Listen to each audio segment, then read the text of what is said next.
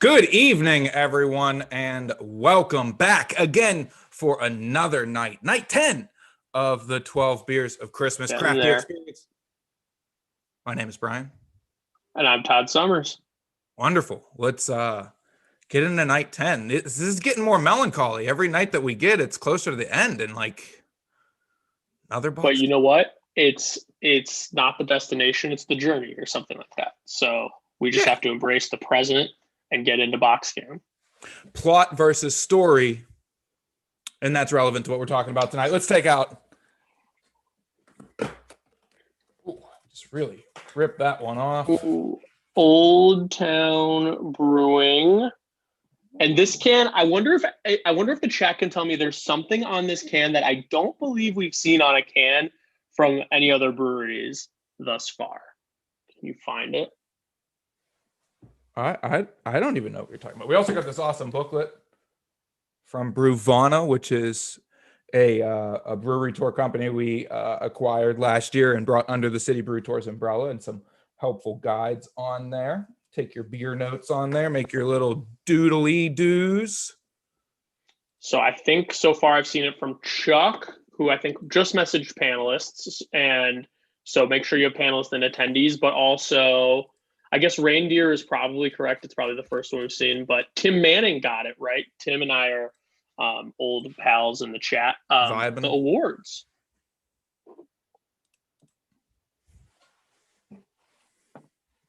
Oh, that's nice. I think one of the other beers had it on there, but might not had the specifics. Yeah, like a running list, like ingredients. Awesome. Well, we got Polly's Not Irish, a really nice Irish red ale from Old Town Brewing out of Portland, Oregon. I see that once it hits the lips, huh? All right. So this beer, if we're a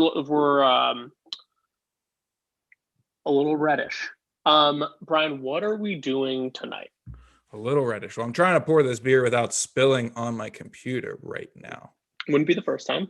But as we grab this Old Town Polly's Not Irish, over the next however many minutes, I'm not going to make any promises. We're going to get the chance to meet our buddy Thom Roholt, the OG Portland tour guide, acclaimed filmmaker, and City Brew Tour's own fulfillment manager.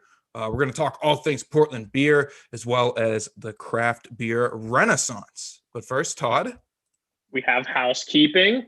So questions go in the Q&A. If you have questions about the craft beer scene, about Portland beer scene, Thom is the guy for sure. And make sure in the chat you are set to panelists and attendees so that everyone can see your messages. That's for banner.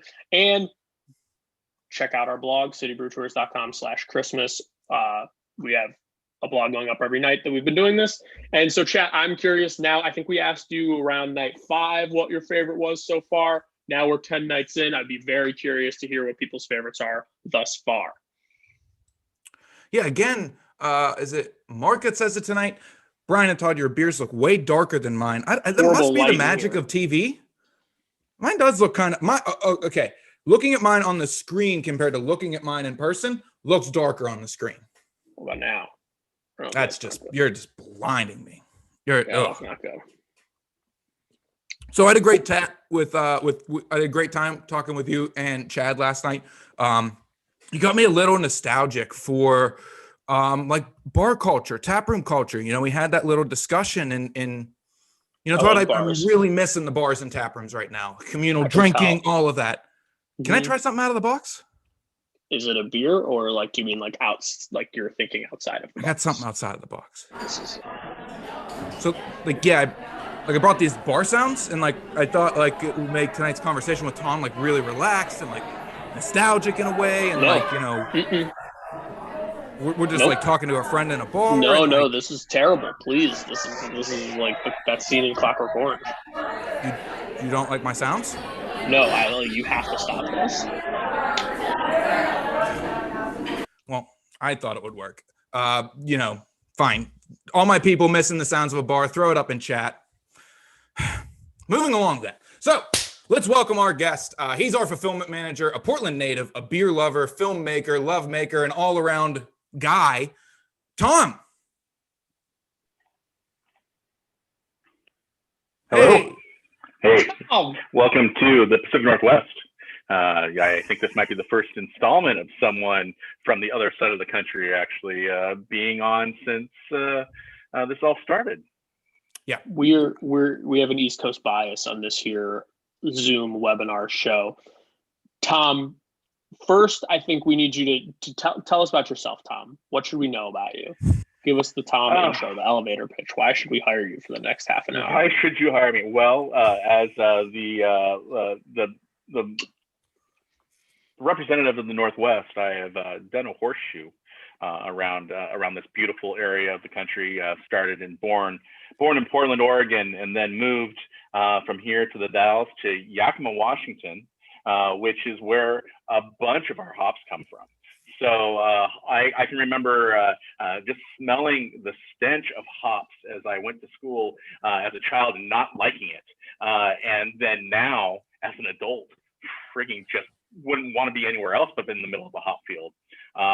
From there, moved to Seattle, Washington, when craft beer was just starting to become a thing that we could do, and then moved back to Portland in the late 90s. I have been here pretty much ever since. So all the stuff that's here kind of runs through my veins, and just I would consider myself a Northwesterner through and through.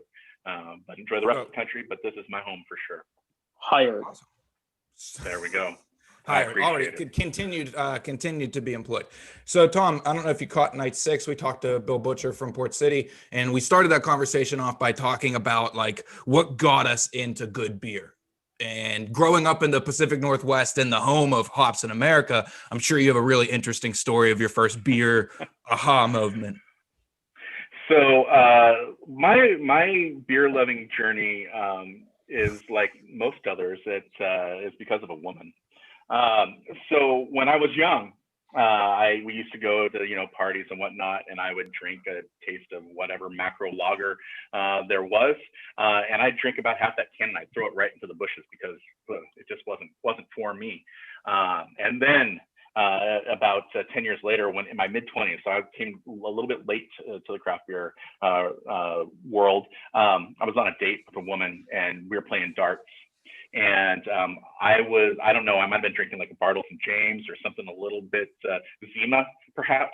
I don't know what I was drinking, but she was drinking beer. And I was drinking that and I was kicking her butt in darts. And she said, I don't care if you don't like beer. We're going to get a picture of this and we're going to drink to the bottom together.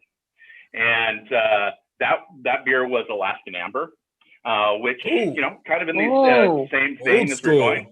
And for some reason after that, I really like beer for some reason. I think it probably was the ingredients, obviously a lot better quality than what you'd get in your, let's say Budweiser's and whatnot, some very honed pieces. So from there it grew. I went to Canada about 2 weeks later, and it was the middle of the NHL playoffs. So everybody was drinking beer and I was like, oh, I know beer now. I can drink this with you. I've had one pitcher. So yeah, I'm an expert. Exactly. And let me do that. So it all stemmed from this date I went on, and then from there it was just kind of a understanding of how beer could be different than what mass-produced lagers were. And then come full circle to now lagers from our local breweries are some of my favorites. That Helles from Bearlick that we had early on in the box was amazing. A lot of that stuff is just like good beer with good ingredients has kept me going around with this completely. Awesome. And I imagine too there was something to do with the fact that craft beer is a great way to turn drinking into a hobby, which I'm sure Absolutely. if you were dating in your 20s, I imagine that being able to not have a Zima every time you go on a date and get a new beer every time was probably something that made it more desirable for you. Well, my dating history got a lot better after that point. I think there was more of a respect than Zima in my hand. It was definitely there was more hair on my chest from drinking good malty tasty beers that just wasn't there in a clear liquid. That I don't know what I honestly don't even know what Zima is made of anymore. I'm sure it's some sort of version of beer, but not what we have here for sure. I would ironically drink a Zima if presented the opportunity, because I think I was too young when they had the largest marketing budget in the country. Came back a couple years ago, guys. Pay attention to the market. So it did. Yeah, but for like a week. Yeah. I, not to get off too far in the rails, but I worked in beer retail at the time, and yeah, we got like 70 cases of it in and sold all those out, and that's all we got, and people like lost their minds. So might come back. But Thom, Victoria in the Q&A section wants to know, did your beer date turn into a love story or just a beer love story? It became just a beer love story. I think that was I honestly don't even remember her name. I couldn't even go back and thank her if I wanted to. I couldn't track her down and just give her a bouquet of 12 Beers of Christmas, which she most likely deserves at this point. But it definitely set me on a journey that I owe her my livelihood. So really, if you know who you are and you can remember me, you probably should sue me and take half of my salary or something like that. Don't do that, please. I won't make the obvious joke there either. So Thom, back to this red ale. Can you? If she can see you now. Can you talk us through this Polly's Not Irish style red ale from Old Town Brewing, a multiple award-winning beer? I love their can. I love their can like scheme. Yeah, it's the same. They've changed the colors. Very classic, clean. So Old Town used to be a little bit more, I would say, flamboyant. Their first beer that got them off the ground was a mushroom beer that they had at the Oregon Brewers Fest many years ago, and from there, that's where they started. To me, they started coming on the map. They won a number of GABF awards, including for this beer. Most recently this year with this beer, they won another award with it. So they're consistently making great beer. Obviously, this has a good malty backbone. It's not a beer that bites and hits you as hard as some Irish reds might. It's pretty smooth and just all around the grain bill in this, they've done a great job in making it a balanced beer that is easy to drink. Also one of those gateway beers, like if I was introducing someone to craft beer, like I was introduced with an amber, this red would be a great one to bring in to be something that's a little bit different and has a little bit more flavor and has something you can kind of chew on, right? The mouthfeel of this is going to be something that just lingers on the back of your tongue and holds in place. And it's something that, you can crush if you want, but it's much better if you just do it in a session. You can do, one of these every 45 minutes to an hour and just have that great conversation back and forth with someone else.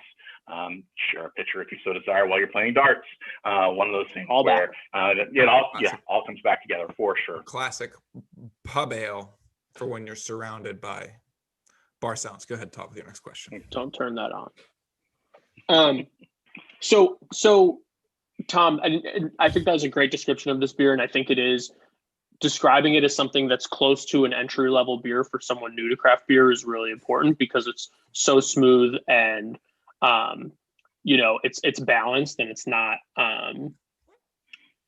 super bitter or super bold. So in thinking about like how you got started in beer, I was thinking about, I live in Vermont, so the brewery scene in Vermont is world class. Hill Farmstead, we have the Alchemist. There's a place like Switchback, which was sort of Switchback and Magic Hat were these places that were institutions from sort of the advent of the craft beer like revolution. And what I attribute to is that there's a huge brewing culture here because people love local in Vermont. So these are breweries that, started by locals. People love to drink local, and Vermont's beautiful. So then there's also a tourism industry. So it really like self-sufficiency turned it into to part of tourism, and now it's a huge part of our GDP. So that it had like sort of the perfect storm of what would make a state really powerful in terms of a craft beer scene. So what in Portland, Oregon is sort of West Coast equivalent outside of California, which is just such a bear because it's so giant.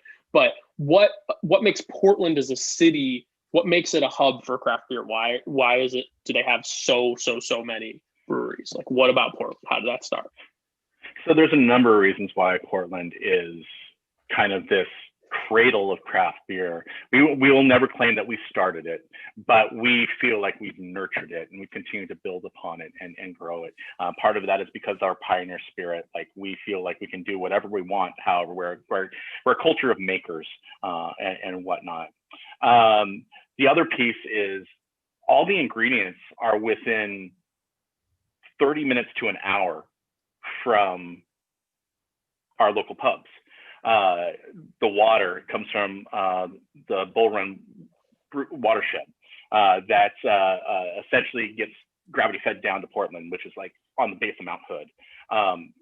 The malt comes from Great Western Malting, which is right across the river in Washington, in Vancouver, Washington. 80% of the world's hops are grown in Oregon, Washington, and Idaho. So all of our hops, like we have an amazing fresh hops season where these hops just get put right into the boil or put in the whirlpool or dry hopped with just the whole cone put in there. So you get these great grassy and other flavors that you wouldn't necessarily get from a pellet hop. And then finally, our yeast comes a lot from Imperial Yeast, which is in Gresham, Oregon, which when I'm on tour, I like to describe it as, if you've ever seen The Lion King, you've got Mufasa and Simba standing on this rock that overlooks all the land. And Simba asks Mufasa, "What's that dark place over there?" Except for the yeast, that's Gresham to a Portlander.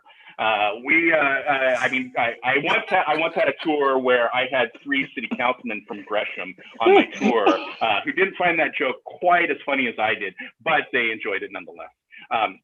But yeah, so all those ingredients are all right there. And so beer is like liquid bread, right? So the fresher these ingredients are, the better it's going to be. And then another piece is 40% of our beer that we drink is on draft. And so we drink that straight off the taps, essentially. And then 65% of the beer that's made in Oregon stays in Oregon. So all that stuff, whether it's packaged or draft or whatever, we consume it here. So we don't like to give it out. So you guys are getting an amazing little piece in the box here by getting this out across the country, which doesn't travel that often. It's almost like Portland is like, in terms of its beer culture, more like a European town, where there's that pub culture. It's a community environment. You go there to see these people and spend your evening there consuming those beers. Whereas most American cities are, grab a 30 pack and head home and watch the Bears lose to the Packers. Shut up, Todd. Made the playoffs. Fun fact: 52.7% of craft beer drinkers in Portland, Oregon, and Oregon itself are women. So everybody drinks here. It's not unlike that you're gonna see, we have our pubs that are just adults only, but we also have pubs that are very family friendly. So you can see families drinking. You see, like, we split pretty close to down the middle, but then we still have that dominant women drinking our beer, which is great. It's a subset of the culture that doesn't get seen as much across the rest of the U.S., but it's growing more and more. So shout out, like, our Paint Booth Society here is amazing. Our home brewers who are women are amazing. There's just so much here that we collaborate so well all across the boards, and we get a bunch of different input from all different walks of life, which I think is just a bonus because we get to pick ideas that we wouldn't necessarily get if it was just a bunch of guys in beards that look like me, and nobody wants to really see that, but that's kind of sometimes what fair. Now, Thom, Brian's anonymous attendee, Brian's young infant daughter has written a question, but this is where we were going with this, Thom. So you seem to know everything there is to know about breweries in Portland.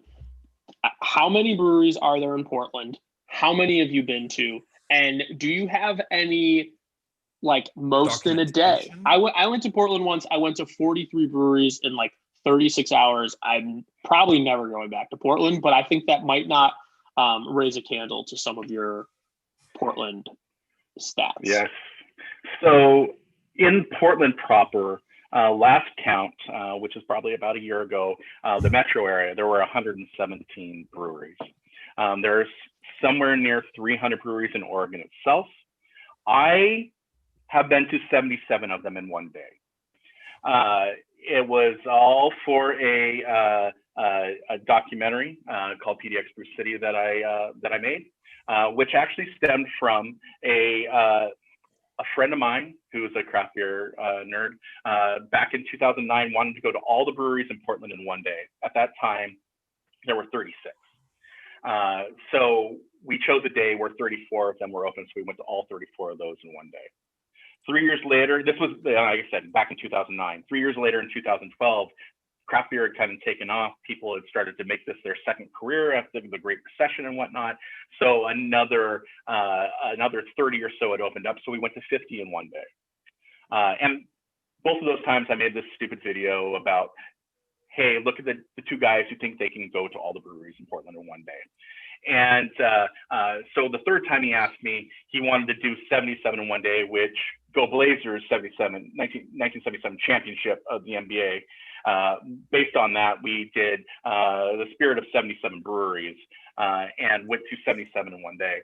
And it was a throughput to kind of show this is the quantity that you have. This is probably the only place in the U.S. where you might be able to do that. Even if you wanted to do it in San Diego because of traffic and whatnot, you probably couldn't do it. If you wanted to do it in Colorado, the distance between breweries is relatively far. But in Portland, literally you can drive and stop and walk to 6 or 7 breweries if you wanted to. Mm-hmm.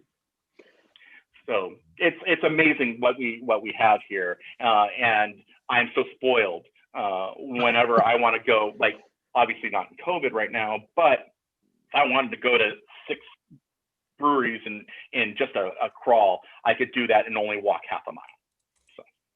Yeah. So chat blowing up. You guys have your own conversations going on. Lots of love in the chat between fellow chatters. Shout out to Kim and Jordan. Beer love stories. Shout out to all the love for Oregon.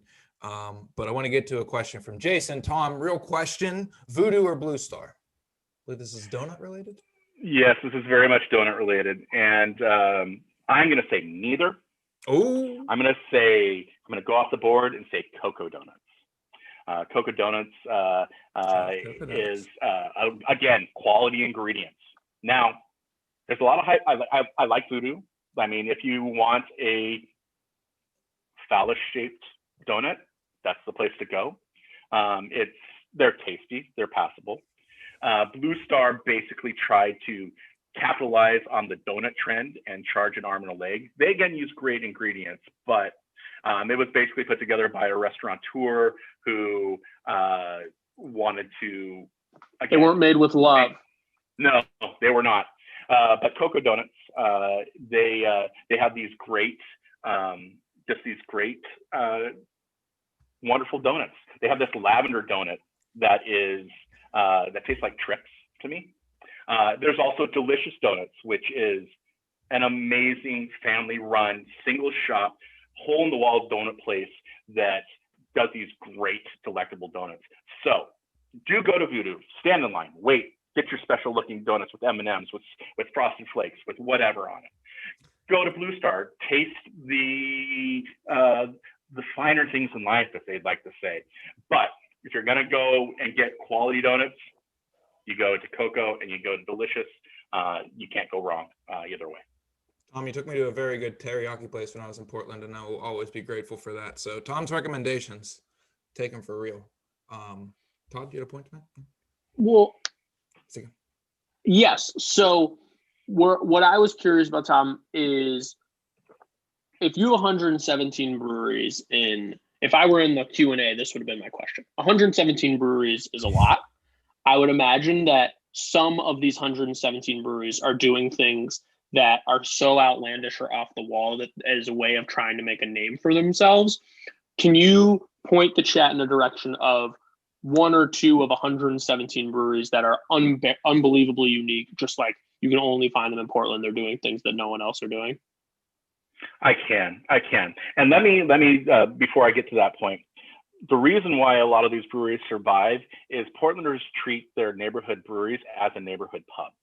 So they just go someplace where they can get something fresh. So not necessarily don't need to do something outlandish, although some places do. Brewery that is near and dear to my heart, Coin Toss Brewing out in Oregon City, which is just outside the city limits. They did a collaboration with Montevilla Brewing because both the owners were originally from Detroit. They did a Frosted Flakes beer called Catch a Tiger. It was a double IPA. They threw 70 pounds of Frosted Flakes in the mash and made this great, amazing double IPA because all the sugar that was on the Frosted Flakes, the yeast just loved that and ate that up and did that. So shout out to those two, both very high quality breweries in town. I would say depending on your desires and what you're looking for, if you're looking for a great like German-based beer where they're striving for that crisp, clean beer, you're going to go to Von Ebert. You're going to go to Follow Substance. You're going to go to Wayfinder. You're going to go to Zeugelhaus. If you want a brewery that does the whole gamut of stuff, you're going to go to Breakside. You're going to go again to Von Ebert. Again, they do a whole bunch of variety of stuff. You're going to go to Migration. Right? There's something for everybody in Portland. Absolutely. The creme de la creme in Portland, I would say, is like Upright Brewing, which does a bunch of farmhouse style beers, as well as they do a variety of clean beers as well. Is that the one in the basement we went to? That is one in the basement that we went to. Across from where the Blazers play. Yes, exactly. You are going to go to Ex Novo, which is a not-for-profit brewery. They started out as turning over every single penny they had to charity until the government got involved and said, you can't turn all your money over to charity, so only give some to charity. But Ex Novo has these great, amazing beers. If you got the version 2 of this Christmas pack, and maybe if you were lucky enough, you got that in this box here, the Tuxedo Penguin, or the Penguin Tuxedo beer, which is an Imperial Stout. That was amazing. There are just so many different amazing breweries that one of the most famous ones now is Great Notion, which does these. They do sours, they do pastry stouts, they do fruited IPAs, they do hazy IPAs that like people stand in line for hours and hours and pay through the nose for a 4-pack. And it's really, really good beer. It's like Juice Junior is probably one of their most famous ones they have there. I mean, it would be easier for me to tell you the breweries not to go to rather than the breweries to go to. And that list probably wouldn't be very long. Yeah, I'm not. I think I can count them on less than one hand. It's like 2 or 3 fingers that I can count them on because everybody does something special. There used to be this ratty old brewery called Tugboat that came around with the second wave of breweries in Portland, which has since unfortunately gone out of business because the Fleabag Apartments upstairs, someone lit it on fire and the building got condemned and they decided not to move on. But they had this stout called Chernobyl Stout that was just this thick oil slick of a beer that was just so tasty and coated your throat and just stuck with you all night long. And you didn't need to drink much of it before it really sent you over the edge and got you drunk. So if you were a cheap drunk, that was one of the places to go. But it was a very working class place to go. And the owners were not your typical brewers. They just did it because they wanted to, and they found it sounded like fun to them. So they did it. They found a way to make some great beers. They found a way to make some not so good beers, but they were always trying and experimenting. I love that. Minimans. I love that you brought up the Frosted Flakes beer before. Anonymous in the Q&A asked, "Are there beers with candy in them?" They're most certainly the candied malt. Candies. Yeah, this beer is described as having a candied malt flavor, and I would guess that's more from like the play between the malts in the beer and also the hops in the beer. I wanted to get to Bill's question though, kind of a variation of Bill's question. With all those breweries, do they compete cutthroat, or are they much friendly are they much friendlier? Do they help each other out, brewing community? I will answer this for every city. I have never heard cutthroat competition in craft beer in any city. But Thom, specifically in Portland, can you think of any times where it was so readily apparent that Portland breweries really supported each other? So the concept behind a lot of Portland breweries was that a rising tide raises all ships. So the biggest piece was when this was starting back in the mid 80s, and it was hard, well, not necessarily hard. There were a lot of places where craft beer was easily sold to, but widespread. Nobody wanted craft beer to get this bad name of someone making a bad beer, and craft beer was not something that you wanted to have. You wanted to stick with the big ones, the Michelobs, the Budweisers, the Heinekens, and that sort of thing. Nobody wanted to have someone give a bad beer out. Mm-hmm. So, and not only that, the first 4 breweries. So there were the McMinimans, there were the Bridgeport, the Widmers, and Portland Brewing. They were all within a 4-block radius of each other. Wow. And hey, if you wanted some malt that you ran out of, you go to the neighbor with a cup of sugar. Can I get a cup of sugar? Can I get a cup of malt? By all means, we've got some. Here you go. So just the start of it all was here, let's figure out how we can do this together so we can succeed together. Their first idea was, we are going to knock off the import market. We're just going to take that bottom 10%. We're going to figure out how to make a living by selling 10 kegs to 10 different businesses monthly, and that will be our business plan, and we will survive. Pretty soon, they found out we were knocking off market share from Budweiser. And we were digging into that, and we were growing and growing and growing to the point where in the early 90s, this idea was, let's open a brewery. That's a way to make money. Well, there was a lot of washout that happened after that. Some of the breweries that weren't doing so well went away. But again, the brewers themselves all have everybody's cell phone numbers. They reach out, hey, I'm going to make a brut IPA. What do I need to look out for? I'm going to make a beer with strawberries. What do I need? How does that ferment? What's going to go with that? They all talk with each other. They all, make it so that it's not proprietary exchange of information, but enough to get you pointed in the right direction. Widmer, which was a part of the Craft Brew Alliance, which recently got bought in completely by Budweiser. If you needed something from them back in the old days, like you needed some lab time, they would plate your beer, check out and see what was going on. They'd look at your yeast strains for you and say, okay, this is where this is going wrong. You need to refresh this. There was whatever resources they have were very much shared. And so that's another reason why craft beer again took off. It was the huge amount of community, because it sounds like they saw each other as neighbors who were all in it together, as opposed to a more competitive stance where one of them was going to reign supreme and control the whole market, which it sounds like Portland was never asking for. It sounds like Portland never wanted to have one or two great, huge local craft breweries. They wanted one on every corner. Eventually that was the case. So back when Bridgeport opened, there was the Widmers were opening shortly after that. And Bridgeport was like, oh my God, you guys need to open somewhere else. There's no way that 2 breweries can survive in Portland together. How's that going to happen? Flash forward 30 years later, there's 101 on every corner. So I guess I think Portland, if you think about Portland, you think about Seattle, one of the first things you think about is probably rain. So during the winter, during those dingy months, you would go hide in a tavern, you'd go hide in a pub, and you'd have a beer before you'd go home. It's kind of like a lot of the culture that happens in England, in the UK, where your third space is probably more important than your home space. You would go there because you're going to these small apartments that you didn't want to be rubbing elbows with your family all the time. You go to the pub and then eventually go home. Well, we didn't want to be in the rain, so where were we going to go hide? We're going to go hide in a bar. During the summer, after we did all of our outdoor activities, what's the best thing to do? Go to a bar and drink and talk about what you just did. So pub culture here is huge.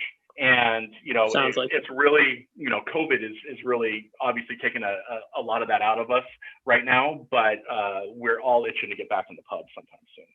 That's true. So I asked people what their local craft beer hubs were. I asked them what their Portland or Vermonts were. So we got some great answer. We got people in Nebraska. They shouted out breweries, Cosmic Eye, Kincaid, and Zipline. I've been to Nebraska once for the College World Series in Omaha. It was lovely. Front Street did an Ostrom Saison. I don't know where that is. There's a brewery called Original Gravity near Scott M. Chicago. I was going to say Chicago. Yep. Love for the Lehigh Valley here in Pennsylvania. Funk Brewing, Lost Tavern, Bond Place. Shout out to Sam at Bond Place. Definitely. Austin. Wow. Been there. Austin Beer Works. Lovely. Live Oak. Someone mentioned Frost Brewing in Vermont. It's next door to my vet. That's incredible. Shout out to Lunacy down in South Jersey. Oh, we love Lunacy. Those owners are some of the most fun people I've ever met. Yeah.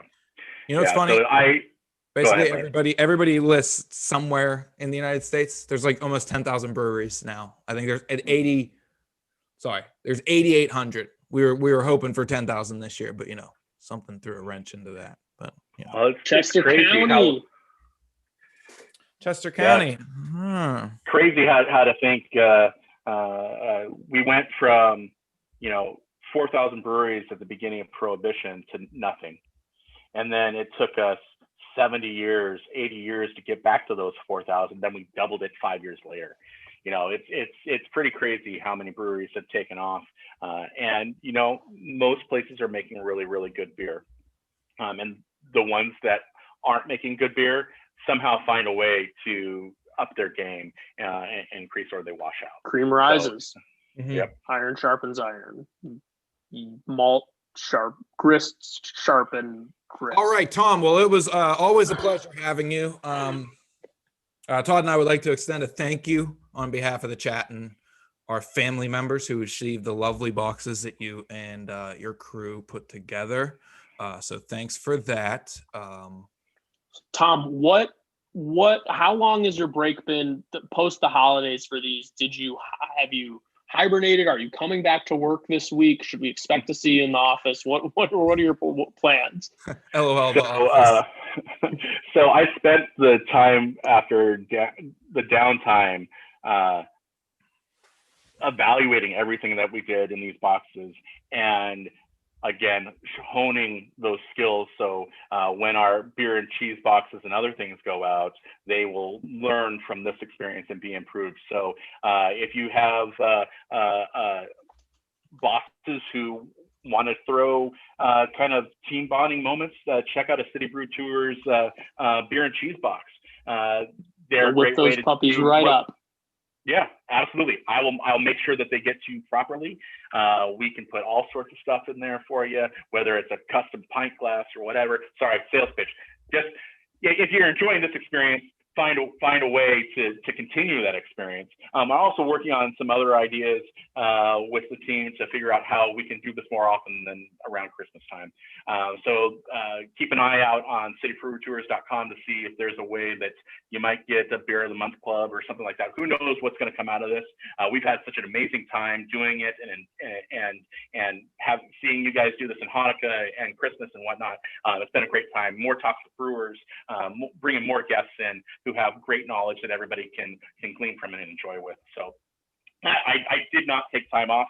I kind of, other than Christmas and Christmas Eve and having those 4-day weekends, which were godsends, it's still been grinding away, and I'll be back in the office tomorrow morning when I wake up.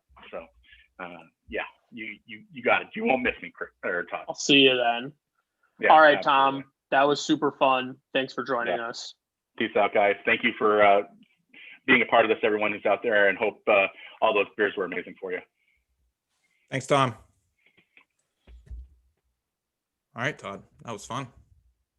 That was lovely. So the blog, citybrewtours.com/Christmas. another one going up tonight. This one's about the early history of craft beer in America. And this is also my last night as a co-host. I will miss everyone. I'm leaving purely because I'm sick of Brian. But before I leave, I know there have been questions about the beer and cheese boxes. So how those work is we do beer and cheese pairing experiences. And there are ones that you can join BYOB with public experiences. But my job, what I do during the day is I'm our sales manager. So our sales team helps companies, families doing virtual get-togethers, put together experiences. And if you do a private beer and cheese pairing, one of the inclusions that the majority of people who buy these experiences do is that they get beer and cheese sent directly to their home. So we do tons of corporate events. That's sort of what I do during the day. And if your company or if your family want to do it, we'd love to set that up for you. And we also have public beer and cheeses on the weekends as well. Yeah, like 7 and 9, I think. Yeah, Eastern. Yeah. So Brian, if it wasn't you, maybe I would stay, but this is purely personal. I've got to work on my personality. I had a blast. In all honesty, this was very fun. I'll be in the chat the next 2 nights. All right. Everybody have a good night. We'll see you tomorrow. Who knows who my co-host is? Maybe Malty will come back? No, please. No? Not Malty? No. No? Don't put the sock on your hair. Hi guys, I'm Malty. I'm coming back. Bad Santa's not available